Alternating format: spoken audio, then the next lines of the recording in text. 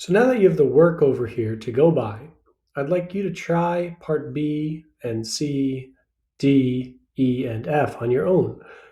So you could pause this video if you haven't already tried B on your own right now, but if you still feel like you need the assistance, then keep watching.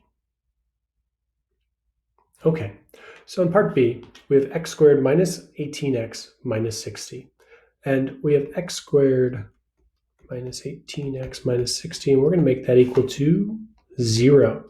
So once we make it equal to 0, just like we did over here, our next step is going to be to move the c term to the other side. So we have a negative 60. To move the negative 60 over to the other side, we're going to add 60 to both sides.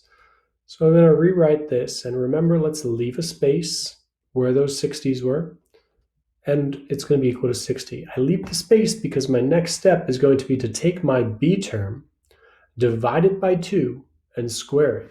So negative 18 divided by 2, negative 18 divided by 2 is negative 9, and negative 9 squared is 81. Negative 9 times negative 9 is positive 81.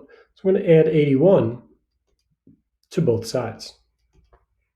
Now what I'm going to do is I'm going to factor the left side. It's a perfect square trinomial, so it's always going to be the same number. And those two numbers are going to be x minus 9 and x minus 9 because negative 9 times negative 9 is positive 81. Negative 9 plus negative 9 is negative 18. I could just go right ahead and rewrite that x minus 9 is x minus 9 squared. And I'm going to combine the 60 plus 81 to get 141.